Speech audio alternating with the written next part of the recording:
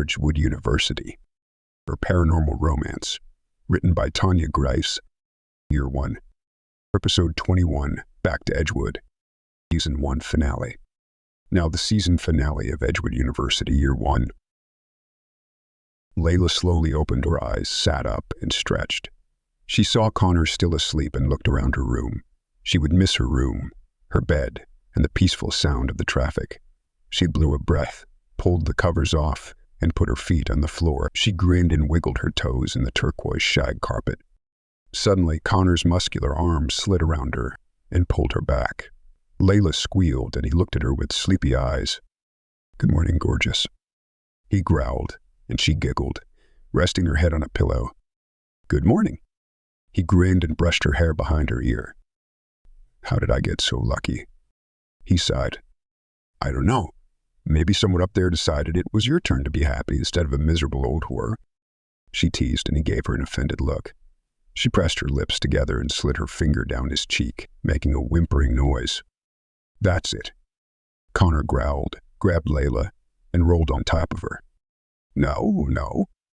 She laughed as he tickled her sides. She squirmed, squealed, and grabbed his ribs. He squirmed and laughed, and she gave him a clever look. "You're ticklish there, too," she exclaimed, tickling him, and he laughed. She rolled them over and hovered above him. Her hair fell around him, sparkling in the morning sunlight, and he sighed happily. He grabbed her face, pressed his lips to hers, and she sighed in his mouth. "You know, it's back to school for us today," he said, pulling back. Layla made a face and punched him in the arm. "You know, we're never going to get any further than making out if you don't quit pooing on the precious moments." He gave her an apologetic look and poked his bottom lip. She looked at it, licked her lips, and hummed.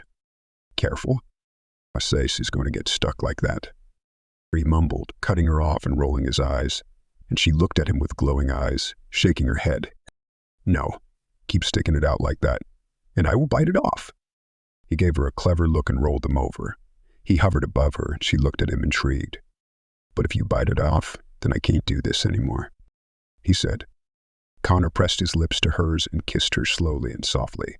His tongue pressed against hers, and a soft growl rumbled in his chest. Layla whimpered, kissing him back and biting his lower lip.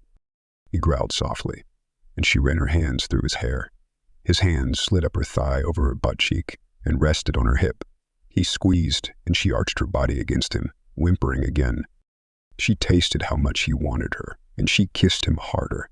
She was ready to give in to the gorgeous, muscular man, and he felt the sensation in the back of his mind. His senses heightened, and he pulled back, looking at her with shimmering eyes. She grabbed his face and kissed him passionately.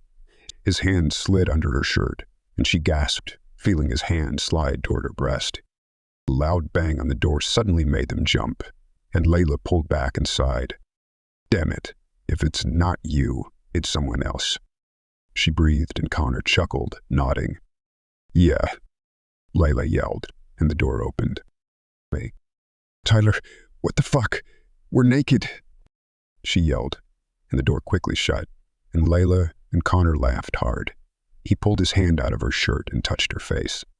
"That was brilliant," he purred, and Layla gave him a thoughtful look. "I give him about 30 seconds, she said, and he looked at her oddly. 30 seconds later, the door swung open. Tyler walked in and gave Layla a thoughtful look. She looked at him over Connor's arm, and he shook his head. "Really?" he said, and Layla laughed. Faith smirked, walking into the room, and she climbed on the bed next to Layla. Connor rolled on his side and gave his sister a dirty look. She shrugged, wrapped her arms around Layla's waist, and rested her head on her chest. "I'm still tired," she said, and Layla giggled, rubbing her back. Tyler and Connor looked at each other and the girls. "Come on, don't start that shit now," said Tyler. Layla wrapped her arms around Faith, and Faith snuggled into her chest. "Do it shit now?" Layla asked innocently, and Connor shook his head. "Emails," he mumbled, and the girls laughed. "Kids?" called Daniel from the bottom of the stairs. "Yeah?" called Layla.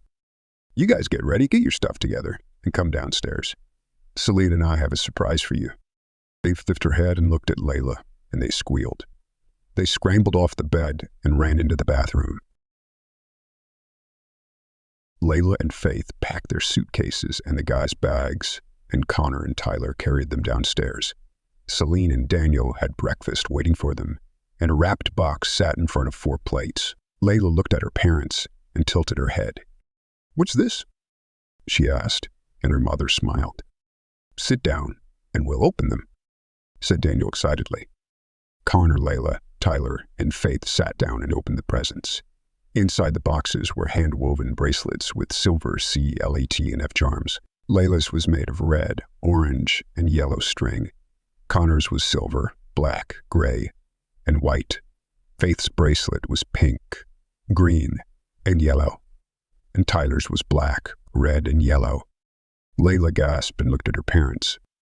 "Mom, Dad, they're beautiful," she said as Connor tied her bracelet on her wrist. Connor handed her his bracelet, and she put it on his wrist. "Thank you." She got up from the table and hugged her parents. "You're welcome, honey. Look, we got them too. Now, we have a token of our family." Her mother sniffed, and Layla smiled. Faith walked toward them and joined their embrace. "Thank you," she said, and Celine touched her face.